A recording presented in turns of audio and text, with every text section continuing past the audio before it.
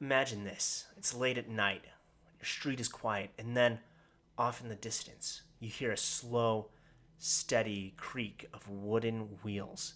A carriage is rolling toward you, but it's no ordinary carriage. This one is pulled by the dead, and riding inside is something so much worse.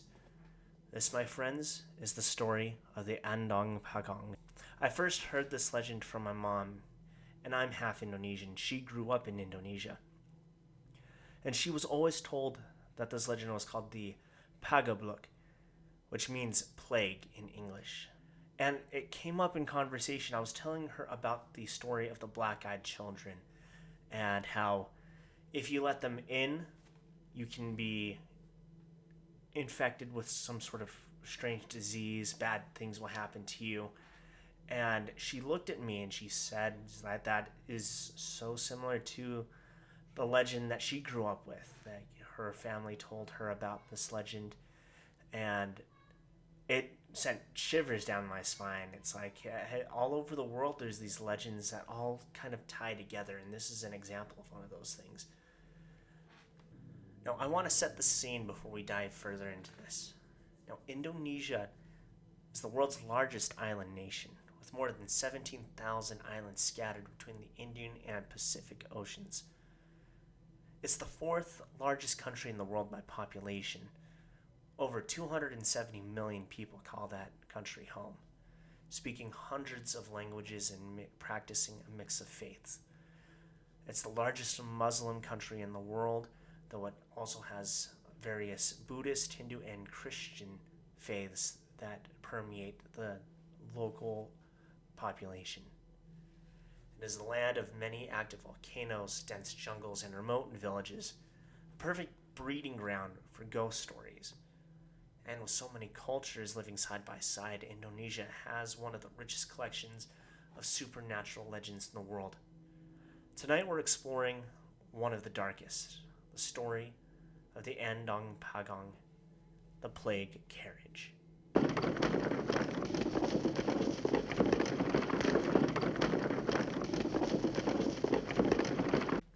Now, to understand the Andong Pocong, we first have to talk about Pagong.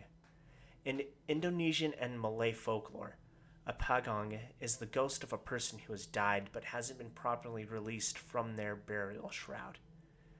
In Islamic tradition, the dead were wrapped tightly in white cloth, called a kain kafan.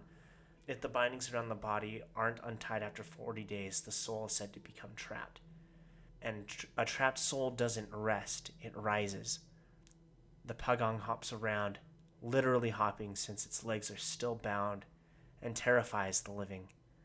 But the Andong Pocong takes this idea to an entirely new level.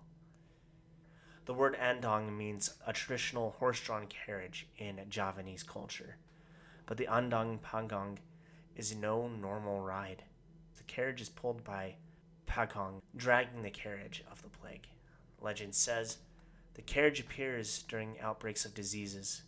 Its arrival means death is coming to your village, sometimes wiping out entire families. You do not want to hear its wheels outside your house because it means it's already too late. Now, again, my mom called it the Pagabluk, which translates directly to plague in English.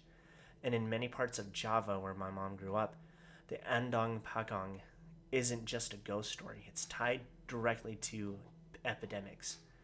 Cholera, malaria, smallpox swept through villages, and people whispered that the carriage had been seen nearby.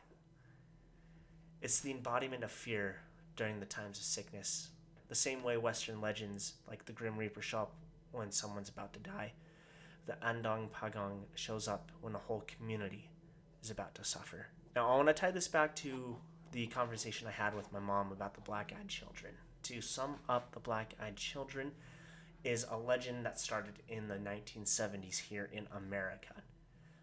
The legend says that in random times in the night, there's a chance that two children will appear at your front door or by your window, or even if you're in a car, they can appear by your car. And they will be looking down, looking away. They'll be in groups of two, one being a teenager, one being a younger child. Their skin will appear as pale, and they will ask to be let in. They'll ask for help. They'll often say something like, "Can we use your phone? We need to call our parents," something like that. And then their presence is also accentuated by a sense of pure dread that accompanies them whenever they come to your door.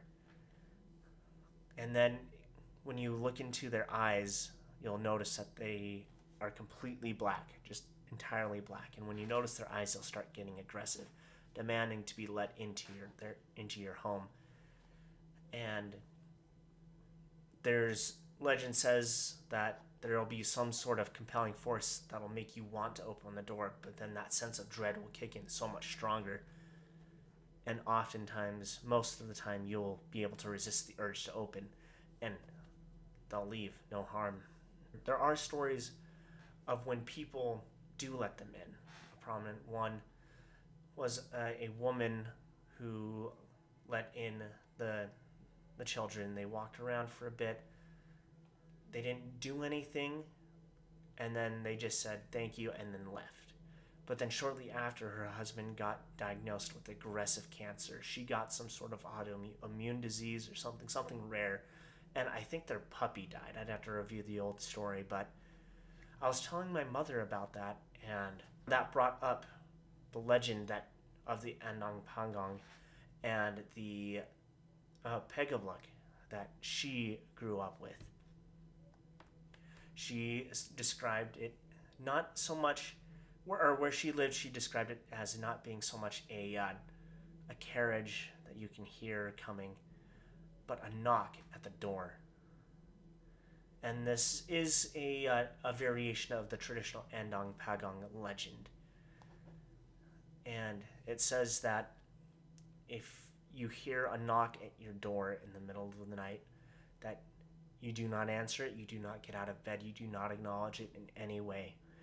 If you acknowledge it and you open the door, there won't be anyone there, but somebody in your household will be removed from the census, if you know what I mean. They'll catch some sort of severe illness and pass extremely fast. And when I told her about that and she replied with that story, it just, again, it sent shivers down my spine that there are these connections, these legends that jump across cultures, across geography, and it just makes me think that, like, where did these all come from? Where did they all originate from?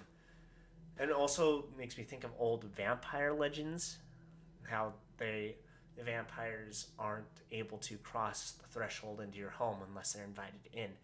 And something that connected all of these stories was the fact that they can't come in unless you open the door and let them in.